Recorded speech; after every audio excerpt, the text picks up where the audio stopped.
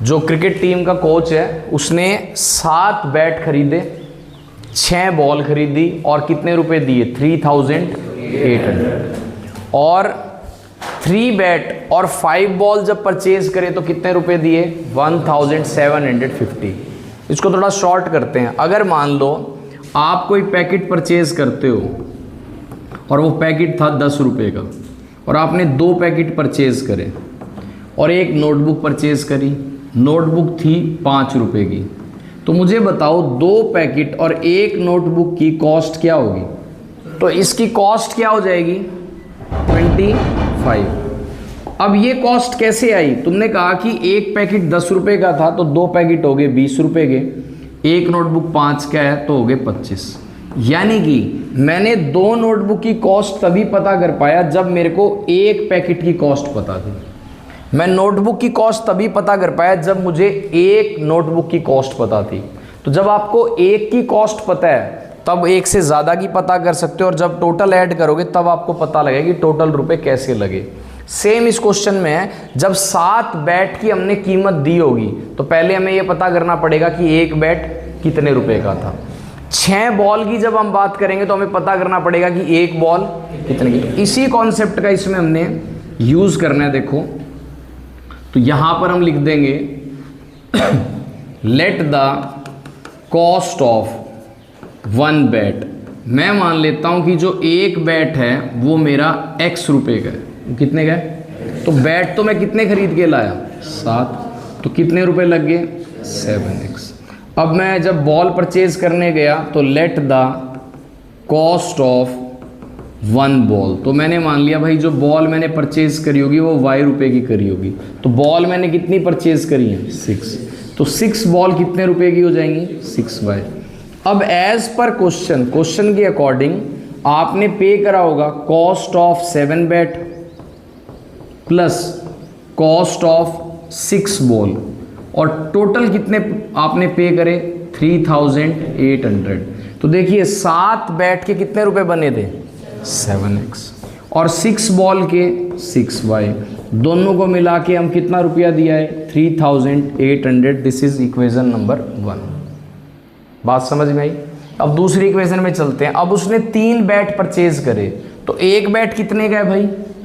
अगर एक bat x रुपए का है तो जब मैं नेक्स्ट टाइम 3 बैट परचेज करने जाऊंगा तो कितने रुपए लगेंगे? 3x।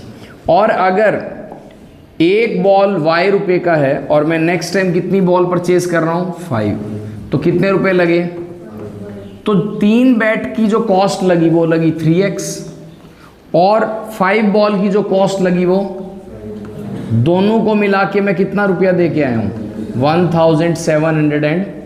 अब आपके पास 2 इक्वेशन है तो आप इसको ग्राफिकली मेथड से भी सॉल्व कर सकते हैं और सब्स्टिट्यूशन से भी कर सकते हैं। सब्स्टिट्यूशन के अंदर यहाँ से आप x की वैल्यू बनाएं और यहाँ पे प्लेस कर दें, या y की वैल्यू बनाएं यहाँ पे प्लेस कर दें। x और y की वैल्यू आ जाएगी तो आपके पास आ जाएगा cost of 1 ball and cost of 1 bat. Clear है question? The taxi charges in a city fix charge and per kilometre charge for 10 kilometre for 10 kilometre. जो टोटल कॉस्ट लगता है जो वो कितना लगता है? ₹105। एंड फॉर 15 किलोमीटर जो चार्ज लगता है वो कितना लगता है? ₹155। अब देखिए इसके अंदर 2 तरीके के चार्ज हैं, एक फिक्स चार्ज और एक पर किलोमीटर चार्ज। तो इसको एक एग्जांपल से समझते हैं। मान लीजिए आप कहीं 8 किलोमीटर दूर गए, तो जब आपने टैक्सी वाले से पूछा तो उसने कहा कि मैं फिक्स चार्ज लेता हूं और पर किलोमीटर चार्ज लेता हूं। मतलब फिक्स चार्ज से भाई ये चार्ज तो आपको देना ही देना है, चाहे आप 1 किलोमीटर जाएं, 2 किलोमीटर जाएं, 3 किलोमीटर जाएं। मान लीजिए 10 रुपये है, ये कितना है? और 1 किलोमीटर के पैसे वो आपसे 5 रुपये मांगता है। कितने मांगता है? तो जब आप उस टैक्सी से कितनी दूर गए तो टैक्सी वाला आपसे क्या कहेगा? आप मेरी टैक्सी में बैठे हो, 8 किलोमीटर आपको जाना है, तो ये पैसा तो आपको देना ही पड़ेगा, फिक्स चार्ज तो आपको, तो 10 रुपये तो आप दोगे ही दोगे। फिर आपने कहा जी 1 किलोमीटर का कितना चार्ज है? उसने क्या कहा? कितना है? तो तुमने कैलकुलेट करा कि 8 किलोमीटर का चार्ज कितना हो जाएगा, 8 × 5 यानी कि 40।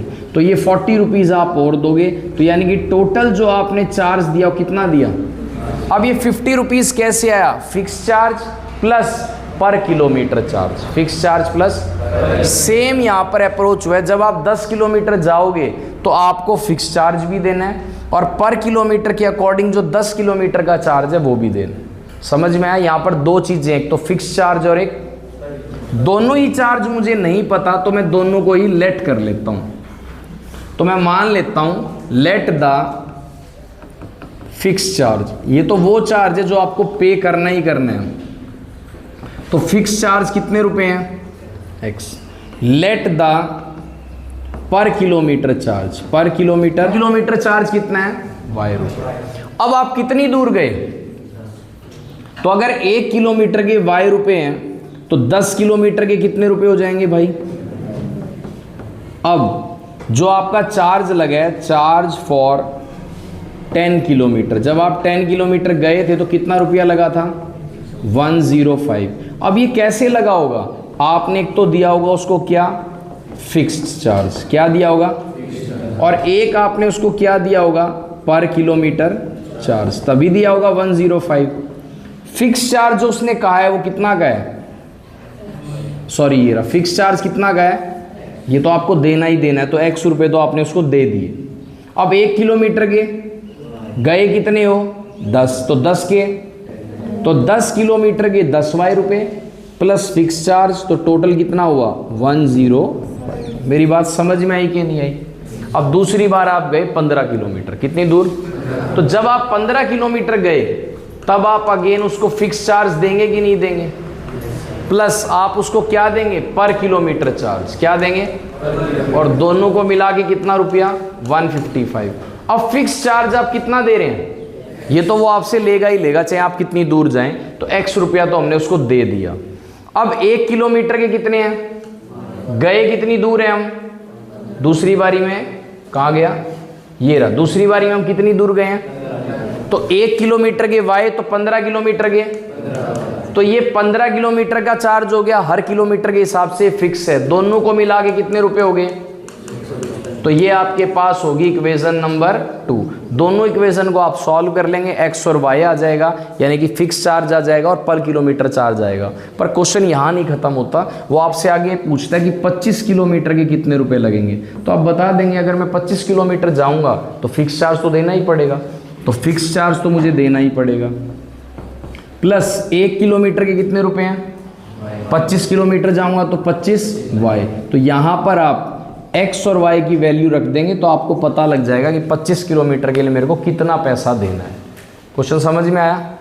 नेक्स्ट क्वेश्चन में क्या कहता है, फ्रैक्शन बिकम 9/11। एक फ्रैक्शन 9/11 हो जाती है जब उसमें आप 2 ऐड कर देते हैं। क्या कर देते हैं, तो आपको अच्छे से पता है फ्रैक्शन क्या होता है भाई, फ्रैक्शन होता है part of a whole, part of a, जब हम किसी चीज के किसी पार्ट को रिप्रेजेंट करते हैं, किसी चीज के किसी, तब हम उसको फ्रैक्शन बोलते हैं। क्या बोलते हैं, और फ्रैक्शन कभी नेगेटिव में भी नहीं होता, नेगेटिव में भी, सपोज मेरे पास ये एक स्क्वायर बॉक्स है, मैंने इसके ऐसे पीसेस कर दिए 1 2 3 4 5 6 और इक्वल पीसेस होने चाहिए, और मैं इन दो पार्ट को रिप्रेजेंट करना चाहता हूँ, तो मैं मैथ की टर्म में इनको रिप्रेजेंट करूंगा, नंबर ऑफ पार्ट्स 2 है, टोटल 6, तो फ्रैक्शन हुई 2/6।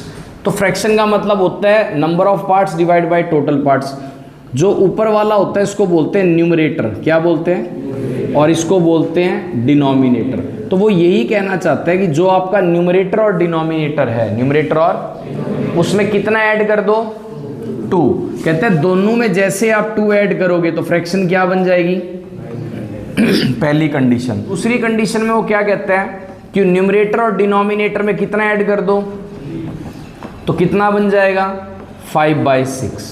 क्लियर है। तो हमें इसमें क्या नहीं पता, हमें न्यूमरेटर भी नहीं पता, और तो हम इसको लेट कर लेते हैं। हमने लेट कर लिया, लेट द न्यूमरेटर भी, हमने मान लिया जो फ्रैक्शन है उसका न्यूमरेटर क्या है और उसका डिनोमिनेटर क्या है।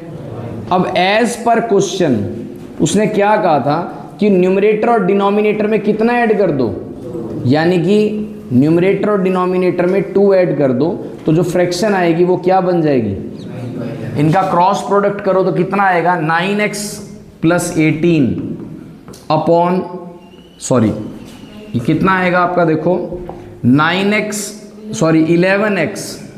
Plus 22 is equal to 9y plus 18। मैंने यहाँ पर इनका क्रॉस प्रोडक्ट कर दिया।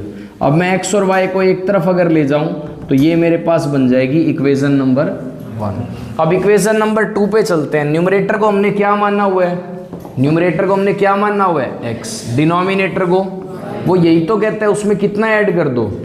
ऐसा करने पर फ्रैक्शन क्या बन जाएगी, क्रॉस मल्टीप्लाई करेंगे तो 6x plus 18 is equal to 5s plus 15। x और y को एक तरफ ले जाएंगे तो -3। This is equation number 2।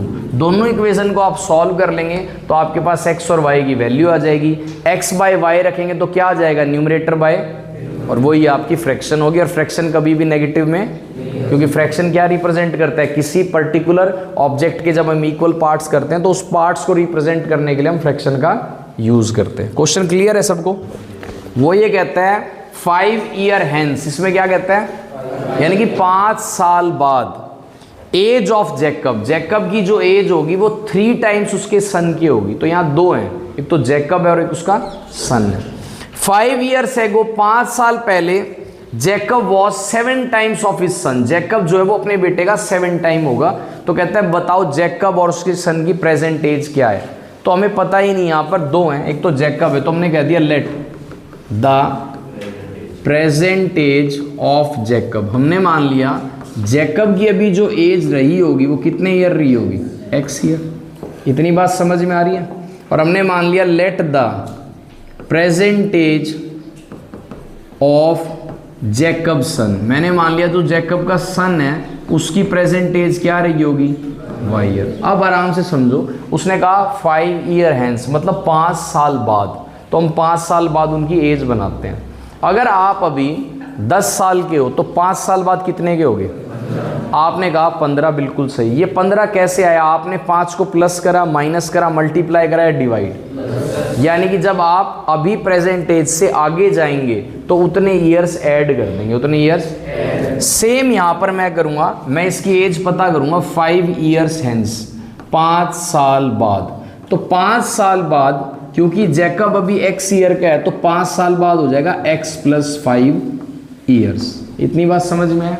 अगर ये 5 साल बाद की बात कर रहे हैं तो इधर हम 5 साल की बात करेंगे। तो जैकब का जो सन है उसकी एज भी 5 इंक्रीज हो जाएगी, y प्लस 5। इतनी बात समझ में आई? यानी कि 5 साल बाद जैकब हो जाएगा x प्लस 5 और उसका बेटा हो जाएगा y प्लस 5। अब उसने कहा कि ऐसा होने के बाद, यानी कि जैकब का जो बेटा है वो जितने ईयर्स का रहा होगा, वो जितने, उसका कितना टाइम्स कर दें, 3 टाइम्स। तो कहते हैं जैकब का जो सन रहा है उसको अगर 3 टाइम्स कर दो, मतलब उसको अगर 3 से मल्टीप्लाई कर दो तो जैकब की एज आ जाएगी। क्या कहता है कि जैकब 5 साल बाद जितना होगा, जैकब और उसका बेटा जितना होगा, अगर उसके बेटे की एज को 3 से मल्टीप्लाई कर दो तो जैकब की एज आ जाएगी। फॉर एग्जाम्पल अभी जैकब मान लो 15 साल का है, ये कोई एक पर्सन है और उसका दोस्त है 3 साल का। तो इसको अगर मैं 5 से मल्टीप्लाई कर दूंगा तो ये दोनों बराबर आ जाएंगे। वो यही कहना चाहता है जो एज है उसका यहाँ कितना टाइम्स करा, 5 टाइम्स, तो बराबर आ गया। तो यहाँ पर वो कहता है एज का 3 टाइम्स अगर कर दो, कितना कर दो, मतलब इसको अगर 3 से मल्टीप्लाई कर दो तो जैकब की ही एज आ जाएगी 5 साल बाद। क्लियर हुआ? यानी कि 5 साल बाद जैकब की एज क्या आएगी, x प्लस 5, उसके बेटे की y प्लस 5, उसका बेटा तो छोटा ही रहेगा, लेकिन उसके बेटे की एज को अगर किससे मल्टीप्लाई कर दो तो जो एज की वैल्यू आएगी वो जैकब की एज के बराबर आएगी। समझ आया? इसको जरा ओपन अप करो तो ये आ गया 3y प्लस 15 x प्लस 5, सबको एक तरफ ले आओ, x minus 3y is equal to 10, that is equation number 1। अब वो कहता है 5 ईयर्स एगो, 5 साल पहले। तो 5 साल पहले तुम्हारी एज ज्यादा थी या कम, तो तुम एज पे कैसे पहुंचे, माइनस करके, प्लस करके, मल्टीप्लाई करके या डिवाइड करके। तो सेम अप्रोच हम यहां लगाएंगे, हम कहेंगे 5 ईयर्स एगो, 5 साल पहले। तो जैकब जो है अभी कितने ईयर्स का है, तो 5 साल पहले उसकी जो एज है वो 5 कम होगी या ज्यादा, और उसके जो बेटे की एज है वो 5 कम होगी या ज्यादा। दोनों की एज हमें पता लगी, यानी कि जैकब की एज पता लगी और उसके बेटे की एज पता लगी। अब वो कहता है 5 साल पहले जो उसका बेटा है ना, उसकी एज को अगर आप 7 से मल्टीप्लाई कर दें तो जैकब की एज आपको ऑब्टेन हो जाएगी। बात समझ में आई कि जैकब 5 साल पहले जितना भी होगा न्यूमेरिक वैल्यू में, किसमें, और उसका बेटा जितना होगा न्यूमेरिक वैल्यू में, अगर उसको 7 से मल्टीप्लाई कर दो, किससे कर दो, तो जो वैल्यू निकल के आएगी वो वैल्यू उतनी ही होगी जितना वो 5 साल पहले था। बात समझ में आई। इसको ज़रा सॉल्व करो तो ये क्या आया, x - 5 7y - 35, तो ये कितना आ गया, x - 7y = 30, that is equation number 2। दोनों इक्वेशन को आप सॉल्व कर सकते हैं बाय ग्राफिकली मेथड या सब्स्टिट्यूशन मेथड। सब्स्टिट्यूशन मेथड में आप चाहें तो यहाँ से x की वैल्यू बनाएं, उस इक्वेशन में पुट कर दें, चाहे वहाँ से x और y की वैल्यू बनाएं, इस इक्वेशन में पुट कर दें, जिससे x और y की वैल्यू पता लग जाएगी। तो हमें पता लग जाएगा कि अभी प्रेजेंट में जैकब कितने ईयर का है, उसका बेटा कितने ईयर का है। एक डाउट और रह गया था आपका, तो इसमें कहता है 3x/2 - 5y/3 = -2, और एक इक्वेशन और दी है आपको x/3 + y/2 = 13/6।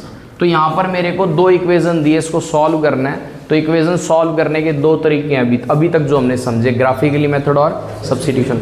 मैंने कहा कि कोशिश ये करनी है कि पहले जो इक्वेशन है उसको सिंप्लीफाई कर लो। क्या कर लो, ताकि कैलकुलेशन आसान हो जाए। सिंप्लीफाई का मतलब अगर तुम्हें लगता है कि मैं इसमें पहले एलसीएम ले सकता हूँ, ऐड सब्ट्रैक्ट कर सकता हूँ, तो आप कर सकते हैं। तो मैं यहाँ पर एलसीएम ले रहा हूँ, तो मेरा एलसीएम आया 6, तो ये हो जाएगा 2 को 6 से करेंगे 3, 9x, 3 को 6 से डिवाइड करेंगे 2, 10y = -2। तो 9x - 10y = -12, that is equation number 1। इतनी बात समझ में आई। यहाँ पर मेरे पास एलसीएम आया 6, इसको करेंगे तो 2x, इसको करेंगे 3y = 13/6। अगर इक्वल टू का साइन और डिनोमिनेटर के नीचे दोनों तरफ कंप्लीट वैल्यू है, कंप्लीट वैल्यू का मतलब इनके साथ कुछ भी ऐड सब्ट्रैक्ट नहीं है, ऐड सब्ट्रैक्ट, तो हम इनको कैंसिल आउट कर सकते हैं। क्या कर सकते हैं, तो ये क्या बन गया, 2x + 3y = 13, that is equation number 2। अब चाहे यहाँ से आप वैल्यू बना के इधर पुट कर दे, चाहे यहाँ से कर दे। मुझे दिख रहा है यहाँ पर डिजिट थोड़े से बड़े हैं, डिजिट थोड़े से, तो कैलकुलेशन ज़्यादा करनी पड़ सकती है, इसलिए मैं यहाँ से बना रहा हूँ। कोई हार्ड एंड फास्ट रूल नहीं है, जहाँ से आपको कन्वीनियंट लगे। तो 2x = 13 - 3y, x आ गया 13 - 3y/2, and this is equation number 3। अब इसकी वैल्यू हम इक्वेशन नंबर 1 में पुट करेंगे, तो 9 यहाँ पर आ गया 13 - 3y/2 -10y = -12। मल्टीप्लाई करें इसकी तो कितना आ जाएगा, 117, इसको करेंगे 27y/2 -10y = -12। अब मैं इसका क्या कर लेता हूँ, एलसीएम। तो जैसे मैंने इसका एलसीएम लिया 27y, ये आ जाएगा आपका कितना, 20y = -12। इतनी बात समझ में आई। इसको ज़रा और सिंप्लीफाई करते हैं तो क्या हो जाएगा, 117 माइनस, इसको ऐड करेंगे 47y/2 = -12/1। क्रॉस मल्टीप्लाई करें तो 117 - 47y -24, तो -47y -24 -117। तो इसको ज़रा सॉल्व करें, 7 and 4 दैट इज़ 11, 1 कैरी हो जाएगा, देन 2 and 1 3 and 4, तो कितना हो जाएगा, 141 = -47y। तो y क्या आ जाएगा, 141/47, और आई थिंक ये 3 से कैंसिल आउट हो जाएगा, तो y की वैल्यू कितनी आ गई, 3। देन y की वैल्यू आप इधर पुट कर देंगे तो x की वैल्यू आ जाएगी। तो आपका ये डाउट क्लियर हो गया इशू। और किसी का कोई डाउट इस एक्सरसाइज से, तो ठीक है, फिर ये एक्सरसाइज जो आपने अभी समझी है इसको आपने कंप्लीट कर लेना है फेयर नोटबुक में, ठीक है।